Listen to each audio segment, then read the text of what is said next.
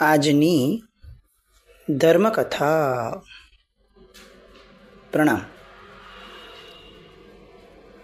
મરણના પ્રકારો. વર્ધમાન સ્વામી ભગવાનના શ્રી મુખે ઉત્તરાધ્યાયજી સૂત્રની અંદરમાં વર્ણવાયેલા આ પ્રકારો. સામાન્ય રીતે આપણને મરણ એટલે મરણ જ લાગતું હોય, પણ આ બધા વિશિષ્ટ પ્રકારોથી કેટલીક સંજ્ઞાઓનો ઉઘાડ થઈ શકે અને આ સંજ્ઞાઓના ઉઘાડના આધારે આપણને આપણા મરણની મહત્તાનું પણ સમજણ પ્રગટે. એ આશયપૂર્વક લીધાયેલા પ્રકારો. ગઈકાલે આપણે બીજો પ્રકાર જોયો. એક આવીચી મરણ પહેલો પ્રકાર હતો. એની પછી આવ્યો અવધિ મરણનો પ્રકાર. અવધિ એટલે સમયના આધારે, સમય, ક્ષેત્ર એ બધાના આધારે થતું મરણ. એટલે સમજો આ વખતે આપણે મનુષ્ય ભવમાં 100 વર્ષના આયુષ્યવાળા થયા, તો આ મરણના સિમિલર ફરી પાછું એક મનુષ્ય ભવ મળે, ફરી પાછું એ 100 વર્ષનું મળે, ફરી પાછું એ જ ક્ષેત્રમાં મળે, ફરી પાછું એવા જ દ્રવ્યો અને એવા જ ભાવોવાળું મળે, તો એને અવધિ મરણ કહેવાય. એટલે સેમ જે અહીંયા મળ્યું છે એવું જ ફરીથી એવી ગતિ મળે દ્રવ્ય ક્ષેત્ર કાળ ભાવના આધારે, એને અવધિ મરણ કહેવાય. ત્રીજું મરણનો પ્રકાર ત્રીજો જે છે એ છે આત્યંતિક મરણ. આ ગઈકાલે આપણે કેટલીક વાતો લીધી હતી કે નિર્વાણ કોને કહેવાય, કાળધર્મ કોને કહેવાય, મૃત્યુ કોને કહેવાય, ત્રણના ડિફરન્સ આપણે સમજેલા. આત્યંતિક મરણ એટલે છેલ્લું મરણ. જે મરણ પછીથી એ પ્રકારનું મરણ બીજી વાર ન લેવું પડતું હોય એને આત્યંતિક મરણ કહેવાય. ફોર એક્ઝામ્પલ, આપણે મનુષ્યપણાની અંદરમાં અત્યારે છીએ.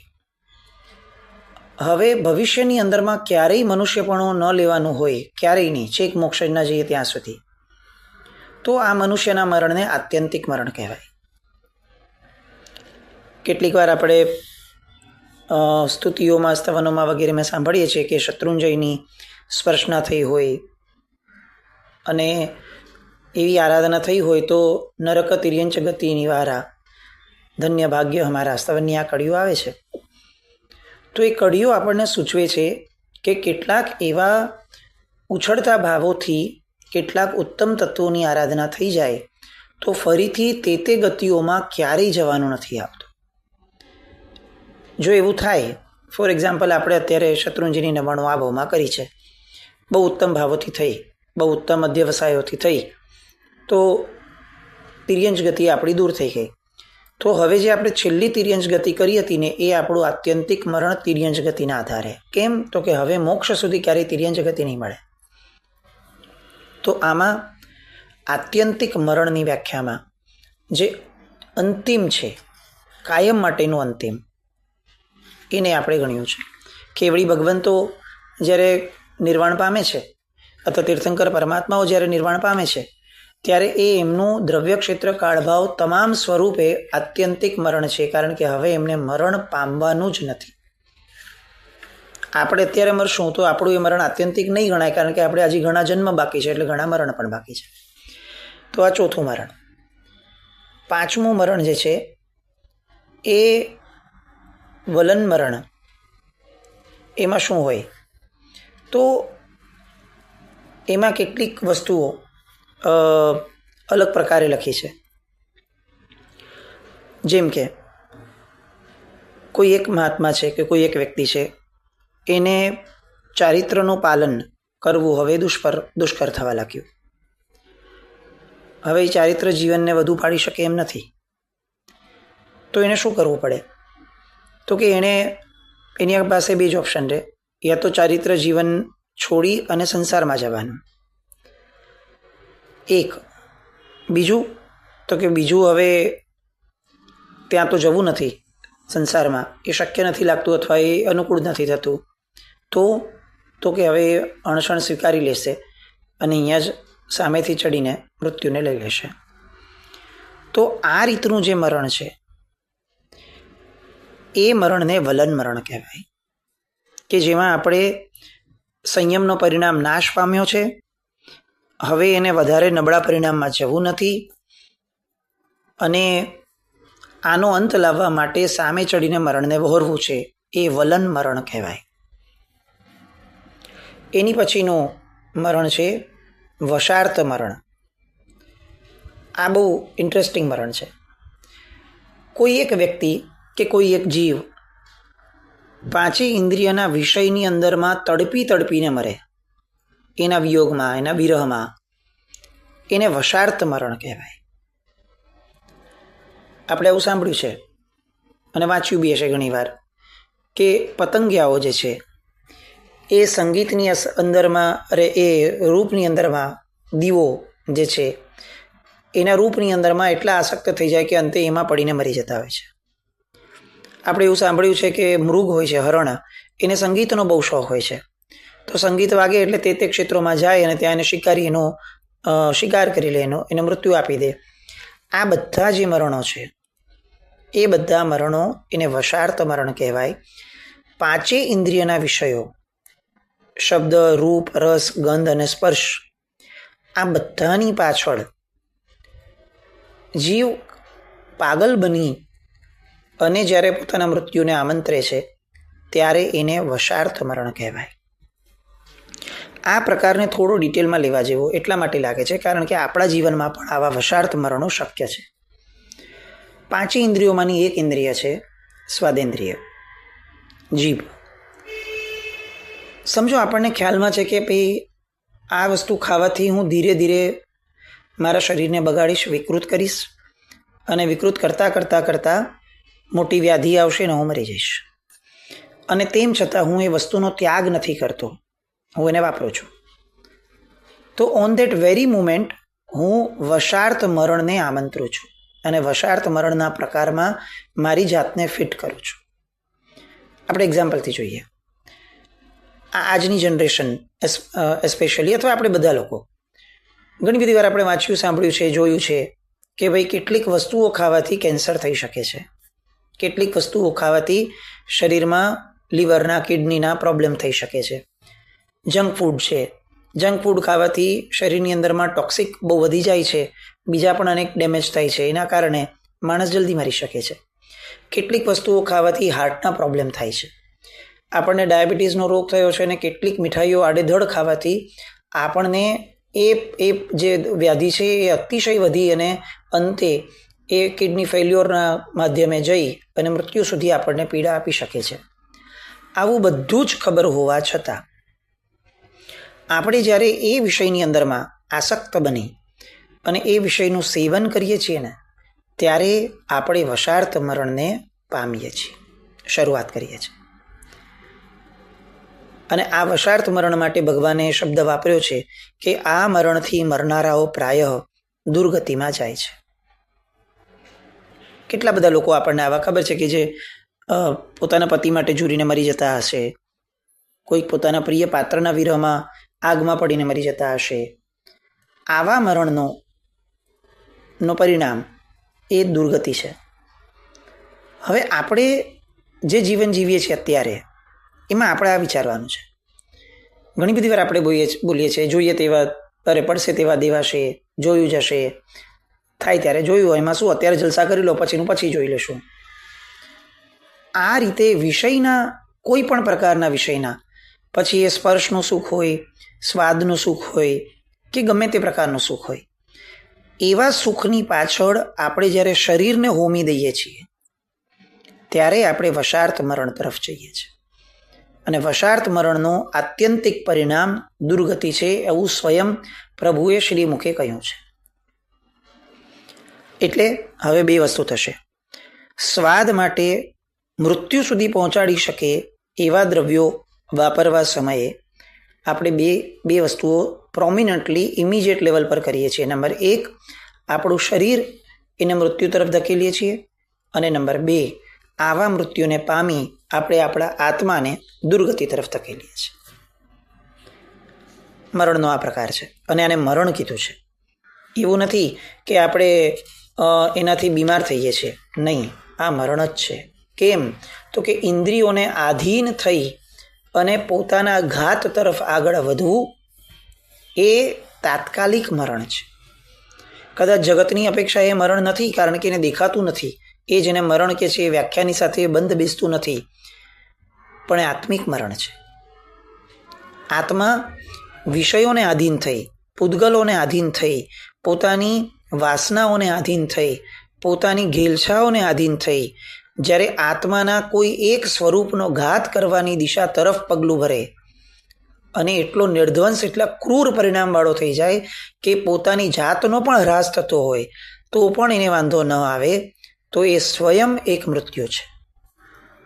પછી ઓલું મૃત્યુ જ્યારે આવતું હોય ત્યારે આવે, ન પણ આવે. આપણે આવું જોઈએ છે કે કેટલા બધા લોકો ટોબેકો ખાતા હશે, ગુટકા ખાધા હશે, ઘણું બધું ખાતા હશે, એ મરતા નથી તાત્કાલિક ધોરણે. આપણે આવું વાંચ્યું છે, જાણ્યું છે, સાંભળ્યું છે કે ભાઈ જો આવું ખાનાર માણસને કેન્સર થાય ને કેન્સર થાય માણસ મરી જાય. પણ કેટલાકને ન કેન્સર થાય છે, ન એ લોકોનું મૃત્યુ બી થાય છે. આવા પણ કિસ્સાઓ આપણે જોઈએ છીએ. તો આપણને એવું લાગે કે આ બધું ઠીક છે, હંબક હશે.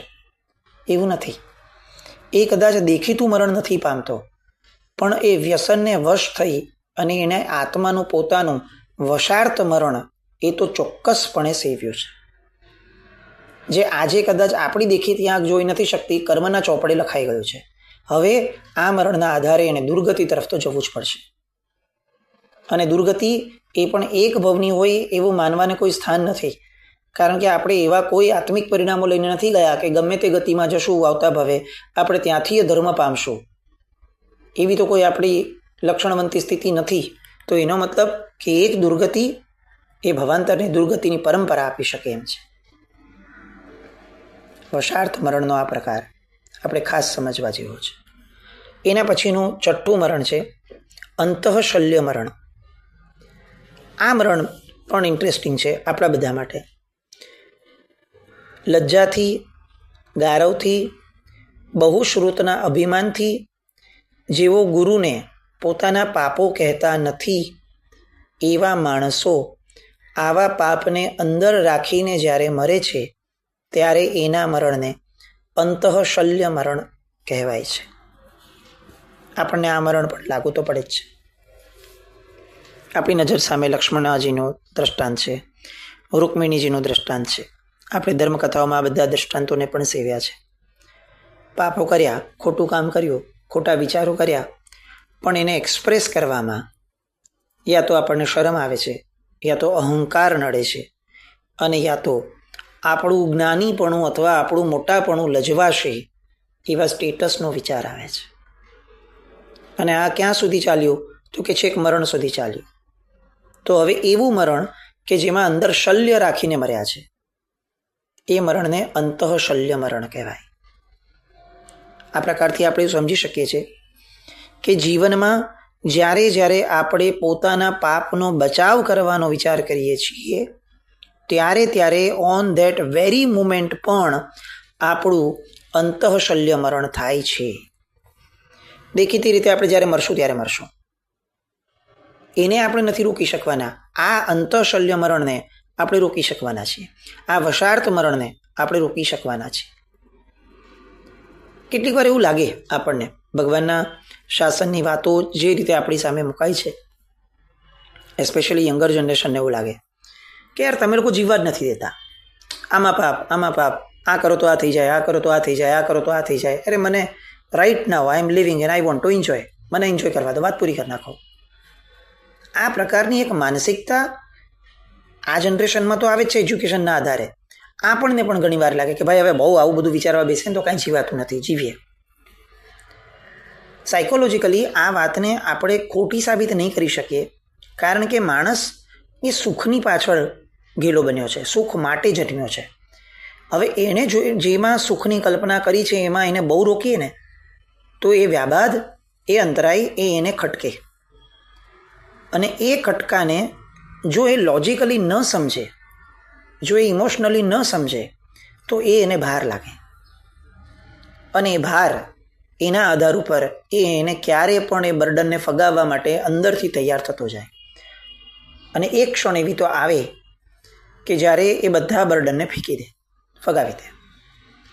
પણ આ બધાનું મૂળ શું છે તો કે એણે આ નિયમોને ભાર સ્વરૂપી લીધા. એણે આ નિયમની સમજણ ન ઇમોશનલી લીધી, ન લોજિકલી લીધી. બેમાંથી એક પણ પ્રકાર એણે ન લીધી. આજે પરમાત્માના શાસનની અંદરમાં વર્તમાન સમયમાં આપણને અનેક એવા વ્યક્તિઓ, એક એવા આત્માઓ જોવા મળશે, અનેક, કે જે લોકો વર્ષોથી ધર્મ કરતા હશે અને તેમ છતાં એ લોકોના જીવનમાં કોમળ પરિણામ નહીં આવ્યા હોય. એ લોકોના જીવનમાં કોઈ પ્રત્યે કરુણા બહુ નહીં જન્મી હોય. એ લોકોની ગાંઠો, એ લોકોની ગ્રંથિઓ, એ લોકોની પકડો એ છોડવા માટે કોઈ સક્ષમ નહીં થતું હોય. કેમ આવું? ધર્મ કર્યો છે એ ધર્મ ખોટો છે? તો કે નહીં, ધર્મ ખોટો નથી. અચ્છા, ધર્મ કરતા હોય ત્યારે બહુ જ સરસ રીતે કરતા હોય એવું આપણે દેખી પણ શકીએ, અનુભવી પણ શકીએ છીએ. તો એનો મતલબ એ છે કે એનું પોતાનું સેવન પણ ખોટું તો નથી ધર્મનું. તો શું થયું? મિસ્ટેક ક્યાં થઈ? મિસ્ટેક અહીંયા થઈ, અંદરના શલ્યને એમણે ક્યોર નથી કરવું અને બહારથી બીજી બધી રીતે ડેકોરેશન કરવું છે. This is what we are up to right now. આપણું ધર્મજીવન આવું નથી ને એ જોવા જેવું છે કે અંદરના શલ્યો એઝ ઇટ ઇઝ પડ્યા છે અને નવા નવા ડેકોરેશન ચાલે છે. કોઈ એક ઘરની અંદરમાં કોઈ નાનું બાળક કે કોઈ શ્વાન કે કૂતરો કે તિર્યંચ કોઈ પણ એ કોઈ પણ પ્રકારે વિષ્ટા કરીને ગયું હોય, બગાડીને ગયું હોય ઘર. હવે એ સાફ કર્યા વગર તો ચાલશે નહીં, પણ આપણને સાફ કરવાનો કંટાળો છે કોઈ પણ પ્રકારે અને આપણે એવો નિર્ણય કરીએ કે એને ઢાંકી દો અને એવું ડેકોરેશન કરો ઘરમાં, એવી રીતે સરસ શણગારો ઘર કે કોઈનું એ દિશા તરફ ધ્યાન જ ન જાય. આ કેટલી સમજદારી છે એનો નિર્ણય આપણે કરવાનો. પણ આપણે એકચ્યુઅલી અત્યારે આવું જ જીવન જીવીએ છીએ. આપણી અંદરના તમામ બગાડાને આપણે ઢાંકીને એઝ ઇટ ઇઝ રાખ્યા છે અને બહારના ડેકોરેશન ચાલે છે ધર્મના નામે. પણ ભાઈ ચાલો હું આ કરીશ, હું આ કરીશ, આ આરાધના કરીશ, આ આરાધના બાકી છે મારી, આ તપ બાકી છે મારું, આ બાકી છે. એ કરવામાં ખોટું નથી, શણગાર થાય એ ખોટું નથી, પણ શલ્ય ઢાંકીને શણગાર, એને અહીંયા ભગવાને અંતઃશલ્ય મરણ કીધું છે. અને આ ઉત્તરાધ્યયનજી સૂત્રની વાતો છે. એટલે સ્વયં પરમાત્માના શ્રી મુખે નીકળેલી વાતો, એની ઉપર વિકલ્પ તો કરવાનો સંભાવના જ નથી, વિચાર પણ નહીં આવે આપણને. તો ક્ષણે ક્ષણે આપણે આવું અંતઃશલ્ય મરણ નથી પામતા ને એ આપણે જોવાનું. અને આવું અંતઃશલ્ય મરણ જેનું નિર્ધ્વંસ રીતે ચાલે છે એ માણસનું અંતિમ મરણ પણ બહુ સુખદ હોય એ વસ્તુ બહુ વિચારવા લાયક નથી, એ વસ્તુ બહુ માનવા લાયક નથી. એનું ભવાંતર સુખદ હોઈ શકે એવું માનવું પણ થોડું વધુ પડતું કદાચ થઈ જશે. તો આ બે મરણ ઉપરાઉપરી આવ્યા પ્રકારમાં, એક વશાર્થ મરણ અને એક અંતઃશલ્ય મરણ. આ બંને મરણ આપણા જીવનમાં નથી ને એ આપણે આપણા અંતિમ સમયની સમાધિ માટે ચકાસવું રહ્યું. સાતમું મરણ, જેનું નામ છે ગુરુ કર્માણ મરણ. એટલે શું? ભારે કર્મી માણસ જ્યારે પોતે મરે છે અને એ સાથે એનું મરણ જે છે, આ છઠ્ઠા જ મરણનો પ્રકાર છે કે ભારે કર્મી સ્વરૂપે એ જ્યારે મળે છે અંતઃશલ્ય સાથે, ત્યારે એ મરણને ભારે કર્મ મરણ કહેવાય. આવું મરણ આપણા જીવનમાં ન આવે એનો પ્રયાસ આપણે કરવો જોઈએ. સાતમો મરણનો પ્રકાર છે તદભવ મરણ. જે ગતિમાં મરણ થયું એ પછી એ જ ગતિમાં મરણ થાય તો આગળના મરણને તદભવ મરણ કહેવાય. કોઈ તિર્યંચ મર્યો, કૂતરો વગેરે મરીને જે પણ આયુષ્ય કર્મ બાંધ્યું એના આધારે ફરીથી કૂતરો થયો, તો એ જે આગળના ભાવમાં કૂતરા તરીકે મર્યો હતો એને તદભવ મરણ કહેવાય. આ મરણો આપણા હાથમાં નથી હોતા, કારણ કે આયુષ્ય કર્મ આપણા હાથમાં નથી હોતું, પણ મરણનો આ પ્રકાર આપણા સમજવા માટે છે કે આપણે અત્યારે મનુષ્ય છીએ, સમજો આવતા ભાવમાં ફરીથી કંઈક સરળતા વગેરે ગુણોનું સેવન આ ભાવમાં કરીને મરશું, તો ફરીથી જો આવતા ભાવમાં મનુષ્ય થઈએ તો આ જે આપણું મરણ થયું હશે એને તદભવ મરણ કહેવાય. અને આની પછીનું મરણ આપણા બધા માટે મોસ્ટ એપ્લિકેબલ મરણ, મોસ્ટ એપ્લિકેબલ. કદાચ આપણામાંના મેક્સિમમ લોકો, આપણે બધા આ મરણમાં ફિટ થશું. અને એ મરણનું નામ છે આઠમો પ્રકાર, બાળ મરણ. બાળ મરણ એટલે શું? અવિરતિધરનું મરણ એને બાળ મરણ કહેવાય. એટલે જે વ્યક્તિ વીરતી સ્વીકારતો નથી બહારથી અથવા અંદરથી, જે વ્યક્તિ વીરતીના પરિણામનો પક્ષપાત કરતો નથી બહારથી અથવા અંદરથી, જે વ્યક્તિ વીરતી પ્રત્યે અહોભાવ કેળવી શકતો નથી બહારથી કે અંદરથી, અને આવી સ્થિતિમાં અગર એ મૃત્યુ પામે છે તો એને બાળમરણ કહેવાય. અહીંયા વીરતી શબ્દને થોડા બ્રોડ સેન્સમાં જોવાનો છે. આપણી દ્રષ્ટિએ તો આપણે જે સાંભળ્યું સમજ્યું છે એના પ્રમાણે વીરતી એટલે દીક્ષા અથવા વ્રત ના. વીરતી એટલે વિગત છે રતિ જેમાંથી તે. એટલે એનો અર્થ શું? તો કે હવેથી અનિષ્ટ કાર્યોમાં જેને આનંદ ન આવે, જેને મજા ન આવે, એ પરિણામને વીરતીનો પરિણામ કહેવાય. ખોટાને માનવું નહીં, સ્વીકારવું નહીં, કરવું નહીં, કરાવવું નહીં, અને જો કોઈ ખોટાને સારું ગણતું હોય તો એ માણસને સારો ગણવો નહીં, એ વ્યક્તિને કે પ્રસંગને યોગ્ય ગણવો નહીં. આવી પક્ષપાતની જે ધારા છે એને વીરતીનો પરિણામ કહેવાય. આવા વીરતીના પરિણામ વગર કોઈ માણસ મરે છે તો એના મૃત્યુને બાળમરણ કહેવાય. આજના હોમવર્કમાં આવું આપણે રાખીએ કે આ 3 મૃત્યુ જે આપણી લાઈફમાં આપણને ન જ મેળવવાની ઈચ્છા થાય, જો આપણે થોડોક પણ પરભવનો વિચાર કર્યો છે તો વશાર્થ મરણ, અંતઃશલ્ય મરણ અને બાળમરણ. Are we heading towards these મરણ? આવો વિચાર આપણે કરવો જોઈએ. એક એક ક્ષણે શું આપણે આવા જ મરણને સેવીને આગળ વધીએ છીએ? તો આપણું એકચ્યુઅલ મરણ એ બહુ મજા આપવાવાળું થશે કે નહીં, એ વિચારવાની વાત આજના દિવસમાં કરીએ. જીનાજ્ઞાવૃત કંઈ પણ બોલાય તો મિચ્છામિ દુક્કડમ. જૈનમ જયતિ શાસન.